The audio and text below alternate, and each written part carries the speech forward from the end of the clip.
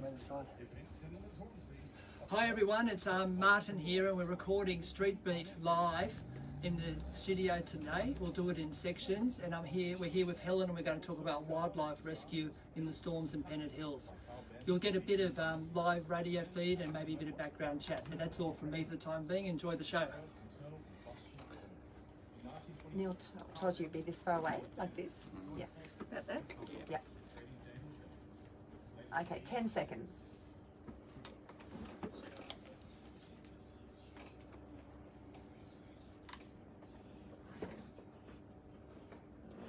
Welcome back to Streetbeat. You're with Justine, Martin and Neil, and we're joined in the studio this afternoon with Helen Reynolds. Welcome to Streetbeat, how Helen. are you? Great, it's lovely to have you here. How have you been coping with the storms? Not very well, because I've had a lot of power out for 5 days now, and it's quite annoying. So you're like me, 5 days is a long time, isn't it? Yes, it is, and especially when you're trying to rescue animals as well. Yeah. And your water comes from a pump, so hard to clean out cages, all that sort of thing. So tell us a little bit about that then. How long have you been involved with wildlife rescue? I've been doing it for about 2.5 years now. And what prompted you to get involved? I've always had a love of animals, and I actually got dragged by another person actually into joining, and it's one of the best things I've ever done. Yeah, love birds. So birds are your specialty? They are. And why birds? What is it about birds in particular? Well, there's so many different types. In fact, my husband jokes that I'm collecting Pokemons because I always say, oh, I haven't got one of those before. I'll go and get one of them. Yeah, just so many different types of birds. I find it fascinating. So tell us a little bit more about what some of the favourite birds that you've cared for. Maybe the favourites are the ones that are harder or easier to care for? I think my favourites are probably the easiest to care for. The galah would have to be my favourite. The juvenile galahs are just so adorable. They're very loving, very trusting.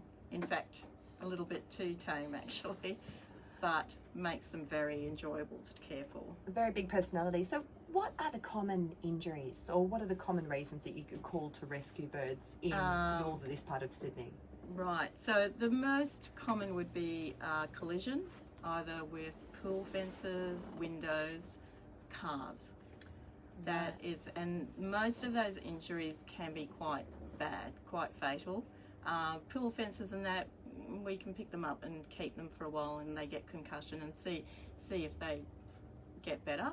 And lately we've been seeing a lot of starvation. Right, okay. Yeah, hopefully it's going to get better now because it's rained. But during the drought, a lot of birds were suffering from lack of insects, water. So how do they present the birds then? They're emancipated, are they? That's what I'm imagining. Yes. What does a starving bird look like, and what are the symptoms? They don't fly away?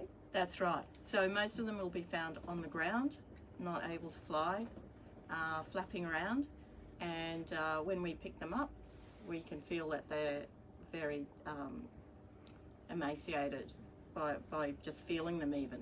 So we rehydrate them, feed them up for a couple of weeks, and then release them again. So that would be a fairly simple That would process? be probably one of the simplest. But quite alarming. So is that a recent thing you've seen birds that are starving? More so lately, yes, definitely more so lately because of the lack of insects and grasses as well, because a lot of birds, parrots, feed on grasses. So it's interesting, isn't it? Because just anecdotally, when I was a kid and you'd make a long trip, you'd stop and have to clean the windscreen because it would be absolutely splattered with insects. That doesn't seem to be the case anymore. We do seem to be seeing a big decline in our insect population, and I didn't realise that was translating throughout the web. Well, so many birds rely on insects. Like, you'd be amazed how many birds rely on insects. Even up to the currawongs, ravens, they all eat insects, tawny frogmouths, owls even, all rely on insects.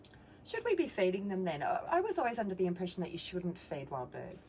Yeah, there's sort of a lot of people that say that you shouldn't, but During times of hardship like drought, floods, I think it's good to feed them. And what sort of foods should you be putting out? Well, the wild birdseed obviously is fine for all the parrots. From pet shops? Yeah, that's fine. That's fine too.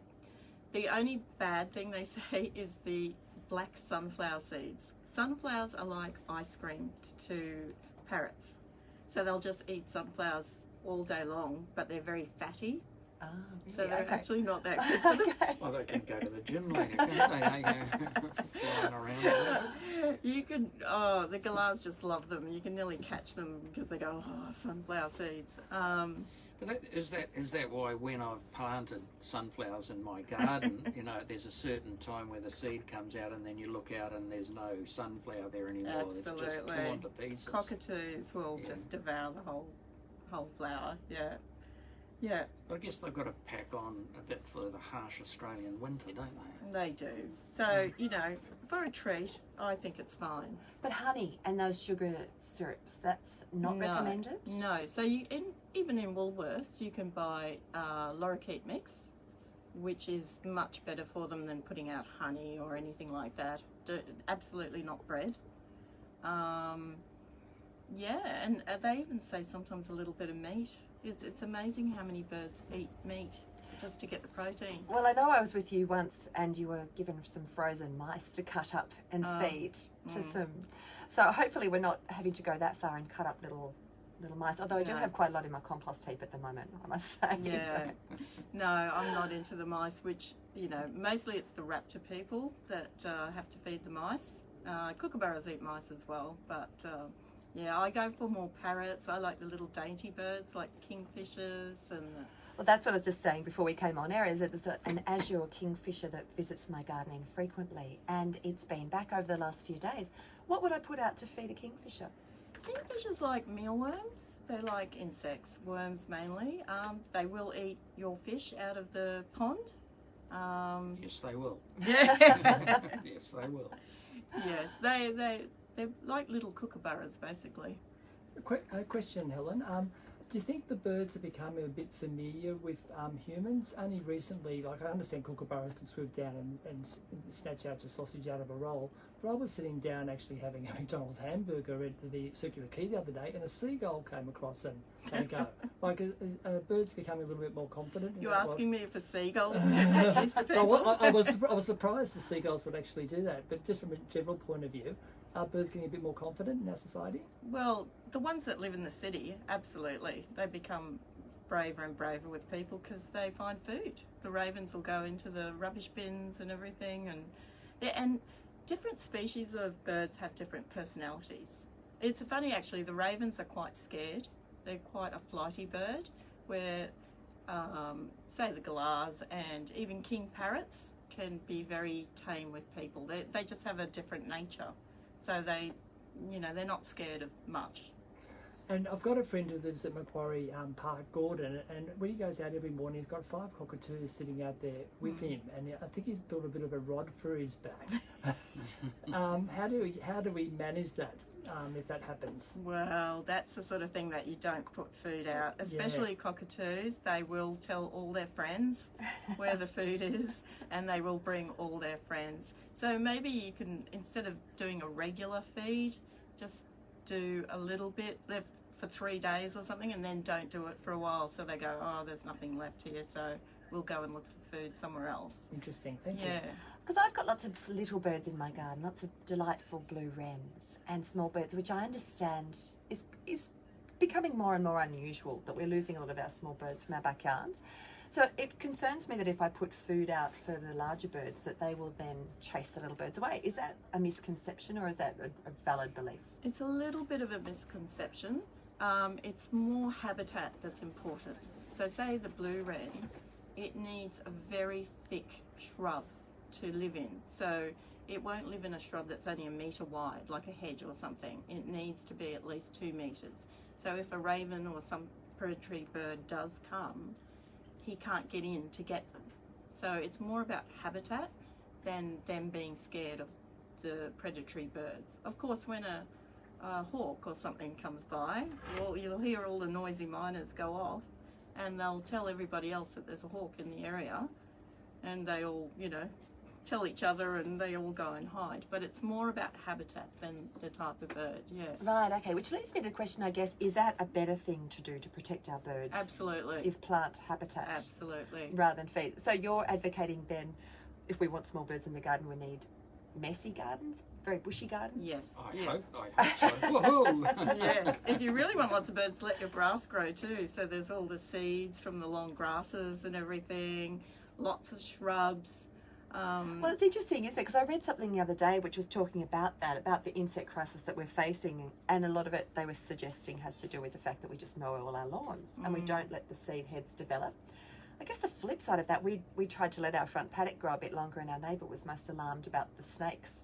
That's right. So it's balancing. It's a catch-22, isn't it? Like, you know, we do live in a society where, you know, we don't let the tree hollows form. We get rid of all the dead trees, but all the lorikeets and the rosellas and everything, they nest in the hollows of the dead trees. Right, well, Michael Bianchino, who is a frequent guest on the program and a strong advocate for powerful owls, is always talking about tree hollows. So it's not just the owls then, it's also a number of other birds that need lots to of nest. different parrots, yeah. Is there benefits then in putting up nesting boxes, those ones that you can purchase commercially? I've not had a lot of success with those. I'm not absolutely sure about that one. Possums, yes, absolutely. They will use the nesting box. Birds, not so much. I think they're a bit more fussy, and you'd have to get it pretty high. You know, they like to be very high up, away from predators. Yeah. Kookaburras a little bit different. They seem to, you know, they don't mind being in a nesting box, but yeah, most birds I think just like to choose where they go. So we should be keeping our old dead trees, yes, and not chopping them letting down. the grass grow. Letting the grass grow long, planting lots of of natives too, because a lot of birds are all the honey eaters love the nectar from the grevilleas, bottlebrush, all those. Forget the other English plants. Just do Australian natives. Forget the roses. Yeah, forget the roses. Yeah, well, it's interesting. I do know that the Dianella in my garden is absolutely thriving throughout this very hot, dry season, whereas a lot of the other exotic stuff is And not to looking mention terrible. the bees that they support.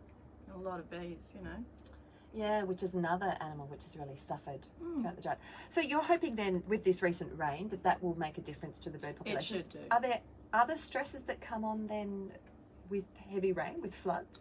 Well, yes, from them being absolutely saturated. In fact, I went to pick up what was meant to be a tawny frogmouth, and it turned out to be an owl, a bubok owl, and it was absolutely saturated, but unfortunately I think it was on the ground for 3 days and it had died. Oh. Yeah, so it's very sad because they hide when they're in trouble, but it was too late by the time I got to it.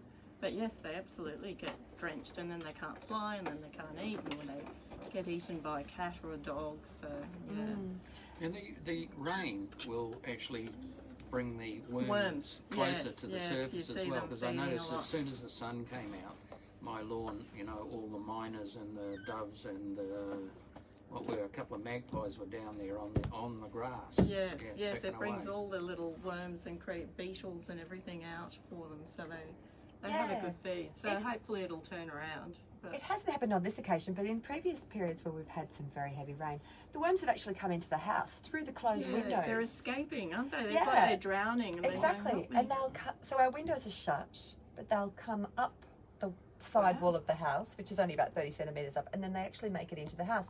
I don't know quite how they do it, but we will have worms in the house, and all across the driveway too, where I think the soil must become that saturated that You must have good soil. There's a lot of worms in there.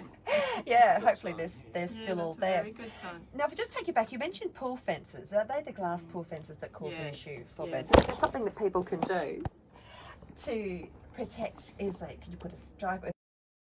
They can do about that, because you know, what can you do? You sort of, if you put a cover on it, then it's avoiding the whole thing, isn't it? You know. But with windows and that, if you can keep the curtains closed when you're out, you know, try and keep them shut. Because what happens a lot of the time when they fly into windows, it's because they're trying to escape a predator. and they're trying to find somewhere safe to go under, and they don't realise there's glass there, and they just see a dark area, and they fly into the window. Oh, okay. Yeah. So if you on away for extended periods, then just pull the curtain shut. Yes, absolutely. Okay, that's an interesting tip, which has the added advantage, of course, of keeping the house cooler. Yeah. And one problem we do get a lot is people with birds that come down the chimney, and then or are in the house and they don't know how to get them out. Right. Okay. Yeah. So the best way to get them out is to try and shut all the curtains except for one little slit where you open the window, so they see the light and they go for it. Okay, so create a dark. We had this just recently. Actually, a bird flew into the house, Oh right. and it was challenging to try and get it out. So you how don't. did you get it out? Well, not that way. I think we sort of probably less herded it out with sort of directing it back towards the way it came. But that probably would be, you're suggesting shut everything up. Yes, close everything except for one little gap of light with the window open, of course. Okay. Yeah. And it will go to the light. Right. Okay. Yeah. There you go. Who knew all this information? I didn't know you had so much information about birds. Lots of information. Well, there's one thing I'd like to say to people that I think is not very well known is when you find an injured bird, you can take it to a vet for free. That's I what think a was lot of people worry that they'll be charged for it or something, but if you just pick it up, take it, any native wildlife, just take it to the vet, and they'll look after it, and they'll call one of the rescues like Wise or Sydney Wildlife. And Well, that was going to be my next question to you. If somebody comes across an injured bird or other native species, that's the best thing for them to do, is it? Should they pick it up? Because I wouldn't quite know what to do. Should you leave it and contact somebody by phone, or should you pick it up and take it to a vet? well, you have to make a bit of a decision, because one of our big bugbears is people, we call them bird nappers. So when there's fledglings around, usually around spring, but they can fledge all through the year, is people picking up the babies that are just learning to fly and bringing them in, and it's very hard to reunite once they've been separated from their parents, and they are 100% better off with their parents than with us trying to raise them. And that's a hard one for MOPs, as we call them, members of the public, to judge whether they're a fledgling or they're an adult.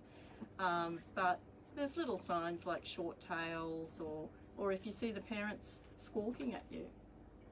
If there's two parents there, it's usually better just to leave the bird there. But if you can see that it's been hit by a car, or it's an adult bird flailing around, best thing to do is either if you have a towel in the car, or take your jacket off and bundle it up, put it in a box or whatever, and take it to the vet. Okay, well look, this has been absolutely fascinating. Thank you so much for coming in and sharing your wealth of knowledge about birds with us and our listeners. I feel much better informed, much better able now to cope. I feel a bit more reassured to make my messy garden. That's you know. right. We'll be mowing our lawns. Definitely won't be mowing it That's this right. weekend. I'm not mowing the lawns anymore because I'm supporting our native wildlife. Oh, excellent. Thank you. Well, thank you so much for coming in, Helen. Thank you. No worries. That was great. Yeah, that was terrific. Oh, You're thank you. fantastic. You're a natural. Oh, I know. Yeah, no, that I've was got very that good. Queensland That was great. accent that goes up. As if you're Does that sound like a asking bogan?